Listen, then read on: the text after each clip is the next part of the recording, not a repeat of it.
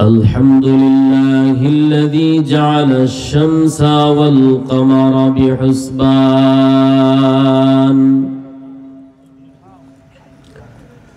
والنجم والشجر يسجدان وفضل زمانا على زمان كما فضل مكانا على مكان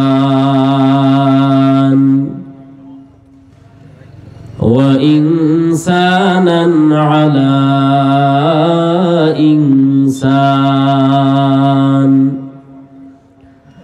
ونشهد أن لا إله إلا الله وحده لا شريك له ونشهد أن سيدنا وسندنا وحبيبنا وطبيب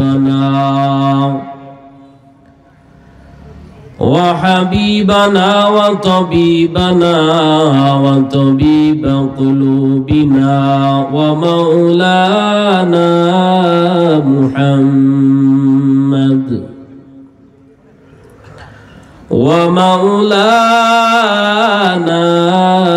محمدا عبده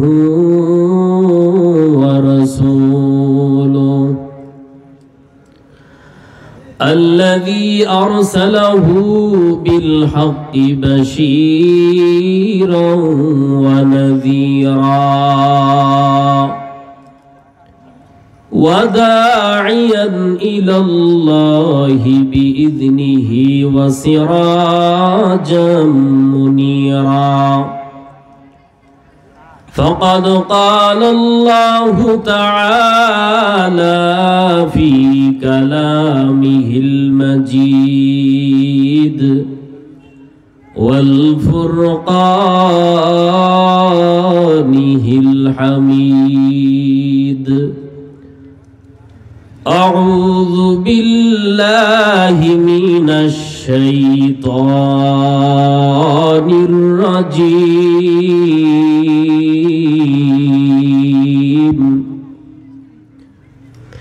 بسم الله الرحمن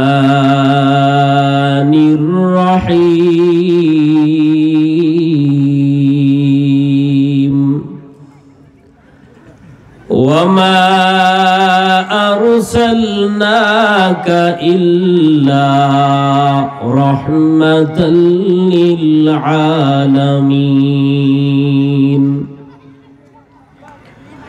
وقال النبي صلى الله عليه وآله وسلم تركت فيكم أمرين لن تضلوا ما تمسكتم بهما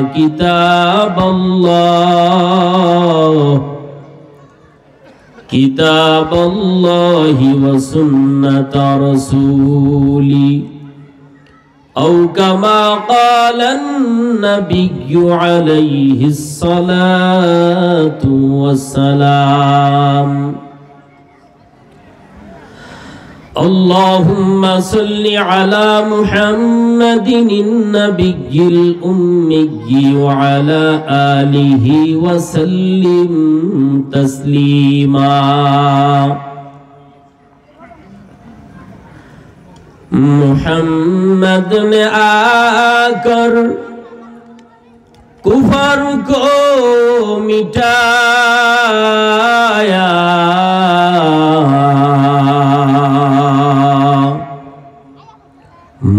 मुहम्मद ने आकर कुफर को मिटाया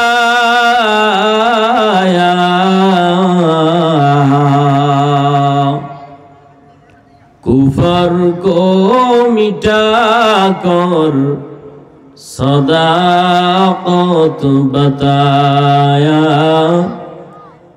कुफर को मिटाकर صداقت بتایا بلغ العلا بکماله کشف الدجى بجماله حسنت جميع خصاله صلوا عليه وآله لا إله إلا الله جر لا إله إلا الله لا إله إلا الله لا إله إلا الله لا إله إلا الله لا إله إلا الله لا إله إلا الله لا إله إلا الله لا إله إلا الله لا إله জিকির করছেন নবী ওলি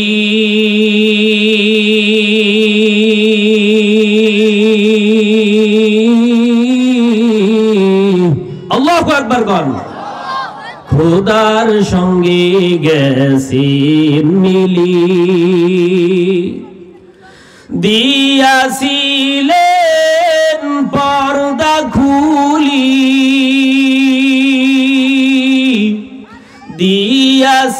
দিয়াছিলেন পর্দা খুলি মাবুদ রব্বানা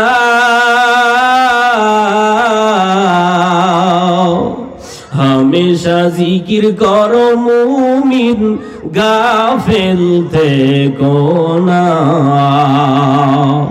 हमेशा जिकिर करो मुमिन गाफिल থেকো না जिकिर করছেন ইব্রাহিম নবী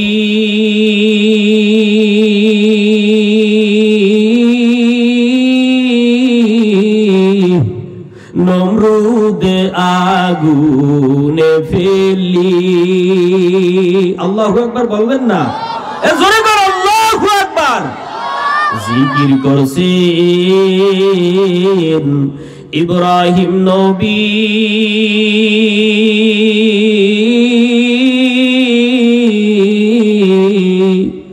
নমরুদে আগুনে ফেলি আগুন হলো ফুল বাগিচা আগুন হলো ফুল বাগিচা নবীর পশম জ্বলে না हमेशा जिकिर करो मुमिन गाफिल থেকো না हमेशा जिकिर करो मुमिन गाफिल থেকো না জিকির করছেন মুসা নবী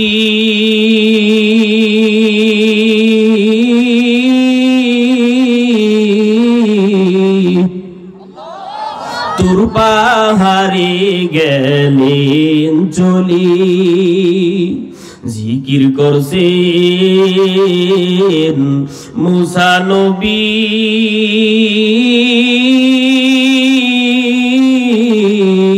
তুর পাহাড়ে গেলেন চলি খোদার নূরে পাহাড় জ্বলে খোদার নূরে পাহাড় জ্বলে নবী মুসা জ্বলেন না हमेशा जिकिर करो मुमिन गाफिल থেকো না हमेशा जिकिर करो मुमिन गाफिल থেকো না अल्लाह अल्लाह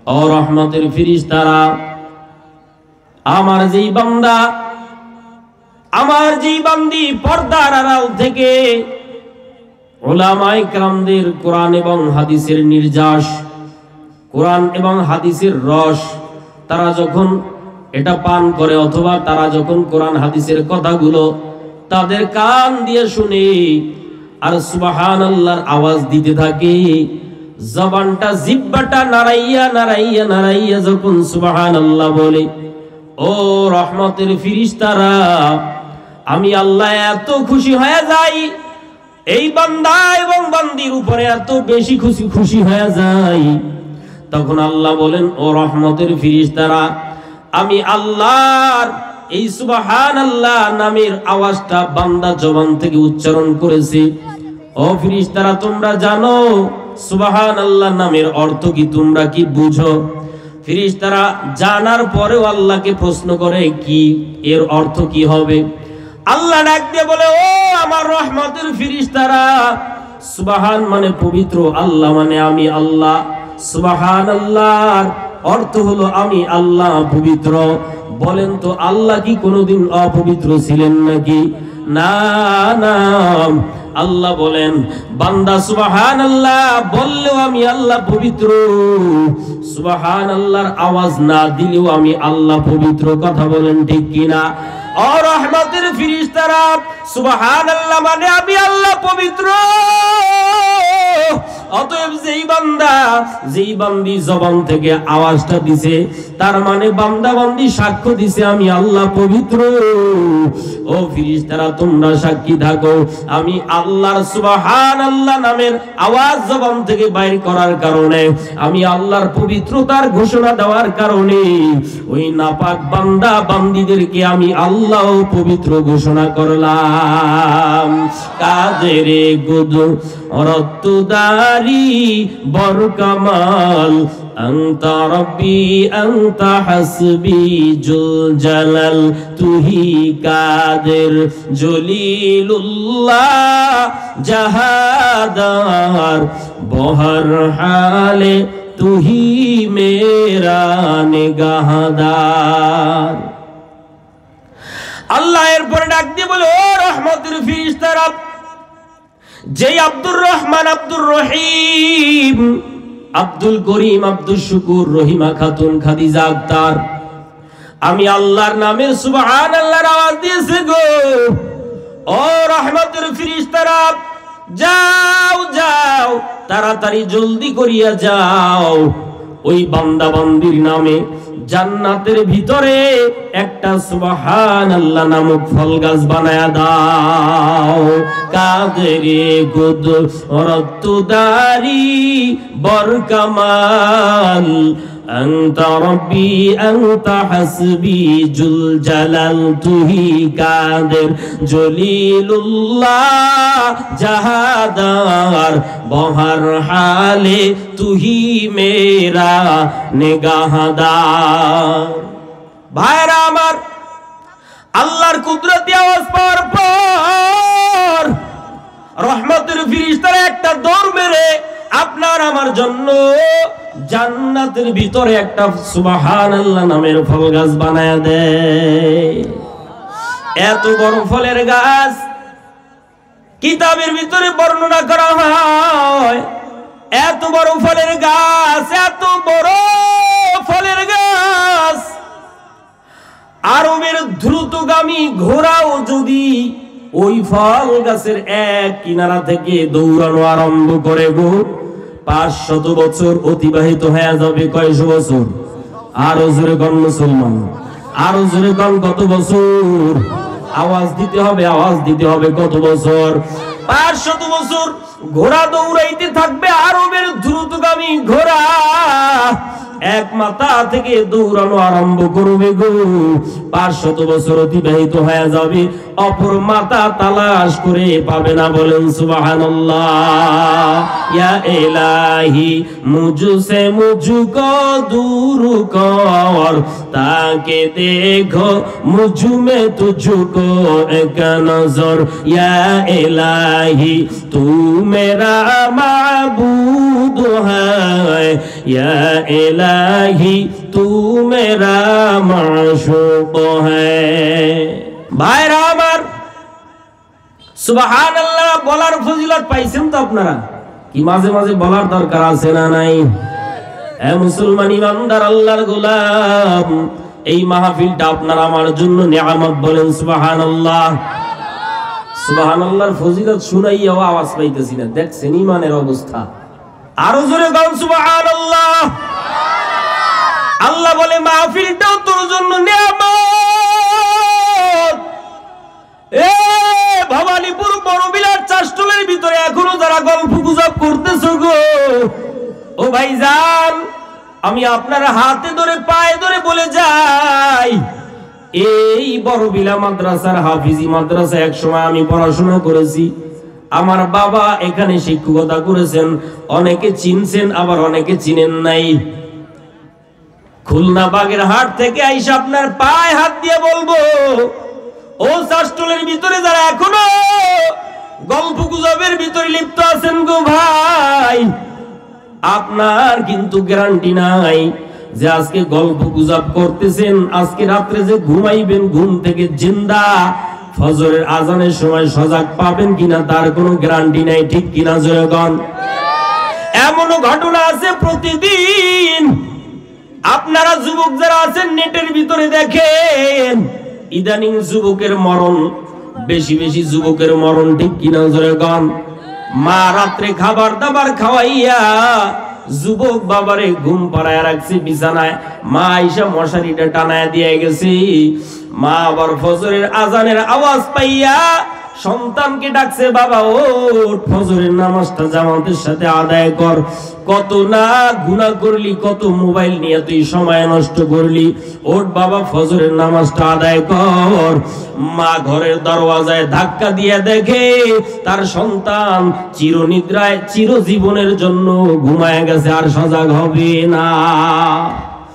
মরণ থেকে যতই পালাও, মরণ তোমায় নিবে ঘিরি। মরণ থেকে যতই পালাও, মরণ তোমায় নিবে ঘিরি।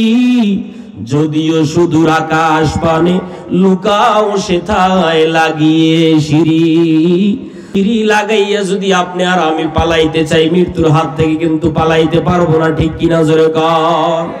নদী পথে নৌকা চালাও ও মাঝি ভাই, বেলা ডোবার আগে আমি ওপার উঠতে চাই। ডুবে গেলে বেলা রে আর উঠে না, ভেঙ্গে গেলে মেলা রে আর জমে না। এই জন্য এই মাহফিল নিয়ামত। ও যুবক ভাই গো, এখনো যারা এখানে সেখানে ঘোরাফেরা করতেছো, চাষটুলে আড্ডা দিতেছো, এই মাহফিলে আইসা যদি বসতে পারো তাহলে এই নিয়ামতের শুকর আদায় করা তোমার দ্বারা সম্ভব। যদি আজকে এই নিয়ামত, এই মজলিসে আইসা বসতে না পারো, তাইলে এই মাহফিল যে নিয়ামত, এই নিয়ামতের শুকরিয়া কোনোদিন আদায় করতে পারবা না। মাহফিলে আইসা তারপরে এই নিয়ামতের শুকর আদায় করা লাগবে, কথা বলেন ঠিক কিনা? চোখ কার দেওয়া নিয়ামত। এখন যদি সারাদিন চোখ বন্ধ করে ঘুরেন, এই নিয়ামতের শুকর আদায় হবে না। আল্লাহ কয়, এই চোখের নিয়ামতের শুকর যদি আদায় করতে চাও, এই চোখ দিয়া নেক নজরে মা বাবার দিকে তাকাও। চোখ যে নিয়ামত দিছি, নিয়ামতের শুকর আদায় হয়ে যাবে অটোমেটিক। এই চোখ যে আমি আল্লাহ তোমাকে দান করেছি গো বান্দা, এই চোখ দিয়া যদি তুমি কাবার দিকে তাকাও, মক্কা মদিনার দিকে যদি তাকাও, এই চোখ দিয়া যদি কোরআন তেলাওয়াত দেখে দেখে যদি কররে বান্দা, এই চোখ দিয়া যদি মা বাবার দিকে একবার নেক নজরে তাকাও, আমি আল্লাহ তোকে একটা কবুল হজের সওয়াব দিয়া দিব। যদি ভালো জিনিসের দিকে তাকাও, মা বাবার দিকে তাকাবি, সওয়াব হবে।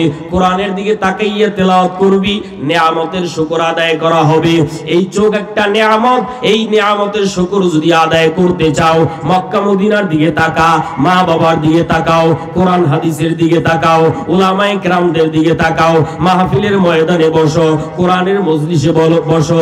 যদি এই চোখ দিয়া তুমি বেগানা নারীর দিকে তাকাও রে যুবক, চোখ, এই চোখ দিয়ে যদি তুমি তোমার মা বাবার দিকে গরম মেজাজ নিয়ে তাকাও, এই চোখ দিয়ে যদি খারাপ খারাপ বস্তুর দিকে তাকাও, আল্লাহ বলে নিয়ামতের শুকর আদায় কোনোদিন হবে না। বরং আমি আল্লাহ এই চোখ দিয়া যদি মা বাবার দিকে গরম চোখে গরম মেজাজে তাকাও, এই চোখের ভিতরে আমি আল্লাহ জাহান্নামের আগুন নিক্ষেপ করব। নাউজুবিল্লাহ। বুঝতে পারছেন নিয়ামতের শুকর কারে কয়? আল্লাহ পাক আপনাকে ছেলে সন্তান দিয়েছে। অনেক মানুষ 20 বছর বিয়ে করছে, আল্লাহর কাছে চাইয়াও পায় না। আপনি একটা আল্লাহর কাছে না চাইয়ে এই ছেলে সন্তানের বাবা হইছেন। ও বাবা, পায়ে হাত দিয়ে বলি, ছেলে মেয়ে আল্লাহর দেওয়া নিয়ামত। এই ছেলেটাকে যদি কোরআনের শিক্ষায় শিক্ষিত করতে পারেন, বলবেন হুজুর তাহলে কি ইংলিশ পড়াবো না, অঙ্ক করাবো না, জ্যামিতিক শিক্ষা দিব না, আইএ বিএ পাস করাবো না, আমার সন্তানকে কি ডাক্তার বানাবো না? কোনো সমস্যা নাই রে বাবা, আপনার সন্তান ডাক্তার হবে, মুসলমানের জন্য গৌরব। কথা বলেন ঠিক কিনা? কথা বলেন ঠিক কিনা? আপনার সন্তান ডক্টর হবে, ইঞ্জিনিয়ার হবে, প্রফেসর হবে, ডাক্তার, ডক্টর, সাংবাদিক, সাহিত্যিক, ওসি, ডিসি, এসপি, আইজি, উকিল, ব্যারিস্টার, বিচারক, সাহিত্যিক, চেয়ারম্যান, মেম্বার, মিনিস্টার, এমপি, মন্ত্রী, যা কিছু হবে আপনার জন্য গৌরব, মুসলমানের জন্য গৌরব। কারণ কোন বেঈমানের সন্তান,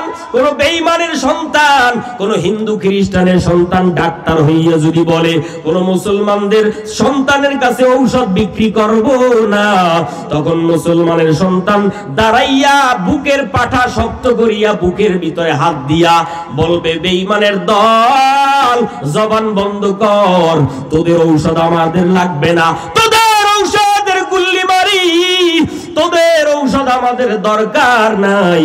আমরা মুসলমানের সন্তান, আমরাও ঔষধ তৈরি করতে পারি। কথা বলেন ঠিক কিনা? আপনার সন্তান ডাক্তার হবে, ইঞ্জিনিয়ার হবে, মুসলমানের জন্য গৌরব। মুসলমানের সন্তান প্রফেসর হবে, মুসলমানের জন্য গৌরব। ও ভাই, আরো ভালো করে বুঝেন, আমি মাওলানা 50 কোটি টাকার বস্তা নিয়ে যদি ঘুমাই, আর যদি বলি আমি বিল্ডিং এর ভিতরে ঘুমাবো, কোনদিন সম্ভব? নাকি আমার রাজমিস্ত্রির কাছে যাইতে হবে? কি যাইতে হবে কি হবে না? আমি মোল্লা কোনদিন ইচ্ছা করলে বিল্ডিং বানাইতে পারবো না, আমার রাজমিস্ত্রির প্রয়োজন হবে। এ কথা বলেন না কেন? আবার যখন রাজমিস্ত্রির বাবা মারা যাইবে, রাজমিস্ত্রি তো কুলফু আল্লাহ ভালো কইরা পারে না। কি কথা বলেন না কেন? ওর তো তখন আবার আমার মতো মোল্লার প্রয়োজন হবে। অতএব মুসলমানের সন্তান যা হও, এটা মুসলমানের জন্য গৌরব। তবে তোমার সন্তানকে ডাক্তার বানাও, ডক্টর, ইঞ্জিনিয়ার, প্রফেসর বানানোর আগে কলিজার ভিতরে যদি কোরআনের ইনজেকশনটা তুমি ছোট্ট বয়সে ভিতরে ঢুকায়া দিতে পারো, ও কোনোদিন ডাক্তার হইয়া মানুষের পেটে অস্ত্র ধরবে না। একটা অস্ত্র হলো মানুষকে বাঁচানোর অস্ত্র, আর একটা হলো মানুষের পেট কাইটা মারার জন্য হত্যা করার অস্ত্র। ঠিক কিনা জোরে গণ? আপনার সন্তান যদি ডাক্তার বানান, কোনো সমস্যা নাই, আলহামদুলিল্লাহ। প্রফেসর, ইঞ্জিনিয়ার, যা কিছু বানান না কেন, তবে প্রাথমিক অবস্থায় কোরআনের ইনজেকশন যদি আপনার সন্তানের শরীরে ঢুকাইয়া দেওয়া হয়, ওই সন্তান চেয়ারম্যান হইয়াও চেয়ারম্যানের চেয়ারে বৈশা কোনোদিন জনগণের 4 আনা পয়সা চুরি করবে না। हकीकत से तू दुनिया में खबर है, दुनिया की नुमाइश पर नजर है। नमी गुयम के आज दुनिया जुदा बाश बहर कारे के बाशिबा खुदाबास। ছেলে সন্তান আল্লাহ দান করছে, এটা আল্লাহর নিয়ামত। এই ছেলে সন্তানকে মানুষ বানাও, নাইলে কিয়ামতের ময়দানে হিসাব দিতে হবে। মেয়ে সন্তান আল্লাহ তোমাকে দান করেছে, তুমি একটা জান্নাতের মালিক হয়ে গেছো। বলেন আল্লাহু আকবার। এই মেয়ে সন্তানকে যদি তুমি কোরআনের শিক্ষায় শিক্ষিত বানাইয়া পর্দাপশিদা যদি তুমি শিখাইতে পারো, হালাল হারাম যদি তুমি শিক্ষা দিতে পারো, তাইলে আল্লাহর নবী বলেন এই মেয়েটার বাবা এবং আমি রাসূল এই দুইটা আঙ্গুল যেমন একদম কাছাকাছি মিলিতভাবে আছে, ওই মেয়ের বাবা আমি রাসূল স্বয়ং জান্নাতে একই সাথে বসবাস করব। সুবহানাল্লাহ। নিয়ামতের শুকর এইভাবে আদায় করতে হয়। এখন এখানে মাহফিল, এটা একটা নিয়ামত। এই নিয়ামত প্রত্যেকদিন এখানে কায়েম হবে না? হবে? এই জোরে কথা বলেন, হবে? এখন যদি এই নিয়ামত থুইয়া কোন কপাল পোড়া আমার ভাই সে যদি এই নিয়ামত ফালায়া রাইকা চাষ্টলে গল্প গুজব করে, তাহলে এই নিয়ামতের তো শুকর আদায় হবে না রে ভাই। হবে? এই নিয়ামতের শুকর আদায় করতে হবে এখানে বসে। কথাটা আমি বুঝাইতে পারছি? এজন্য আপনারা এখনো যারা এদিক সেদিক আছেন চলে আসেন। বয়ান কিন্তু শুরু করি নাই, ভূমিকাটা শেষ করলাম। আমি আয়াত তেলাওয়াত করেছি, আপনাদের জানা একটা আয়াত, মুখস্থ পরিচিত একটা আয়াত, আপনারা শুনতে শুনতেও মুখস্থ হয়েছে।